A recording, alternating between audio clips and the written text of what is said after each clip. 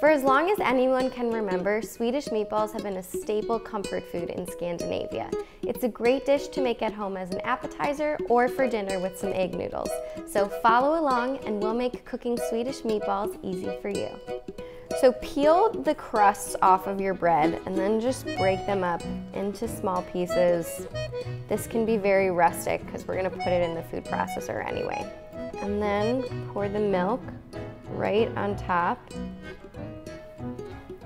Make sure that the pieces are all wet and then set aside to soak for about 10 minutes. Once the bread has absorbed the milk, we're going to put it in the food processor. And this is what we call the panade, and it acts as a glue to hold the meatballs all together. So I'm just gonna blend this up really fast. And once it's all broken up, it's done. Just transfer it back to your bowl.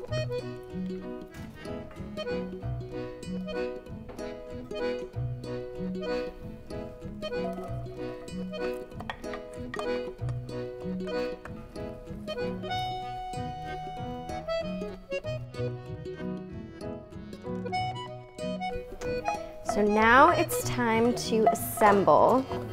So put all of your cooked onions into the bowl.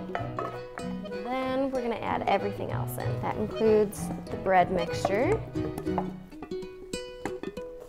your spices,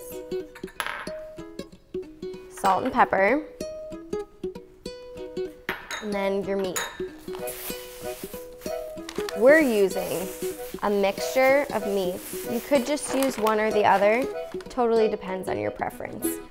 And just crack an egg in there and then start mixing. And you just want to get it all combined. And the egg and the panade mixture will hold it together. So you want to make sure that that gets evenly distributed throughout the meat. And then once it's evenly distributed, we can form the meatballs. I cleaned off my hands a little bit, but you want to keep them a little wet just so that they don't stick when you form the meatballs. And we want to keep these about 1 inch in diameter and just form them and put them on the plate. Once the butter has melted, you're going to add your meatballs.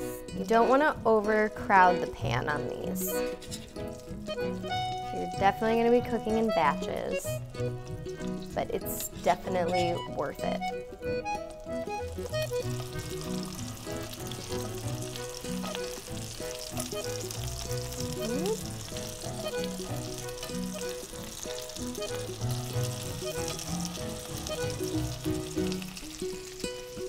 Once they're all cooked through, just transfer them to a plate.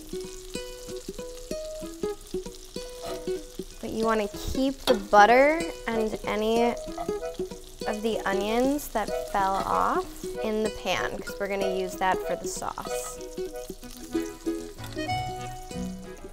Add the flour and you want to stir it in so that it's smooth. Get rid of any of these clumps here.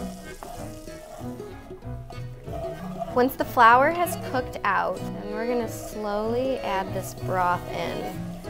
Keep stirring as you do.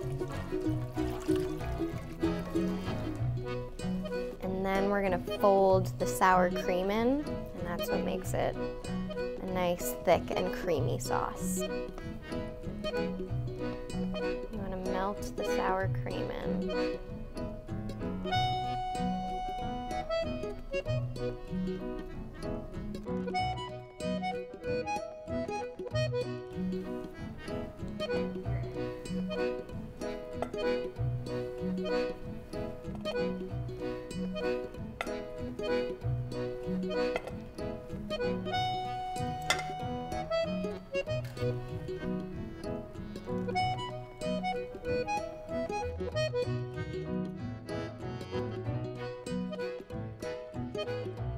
Serve the meatballs with the gravy over egg noodles and a little bit of parsley on top.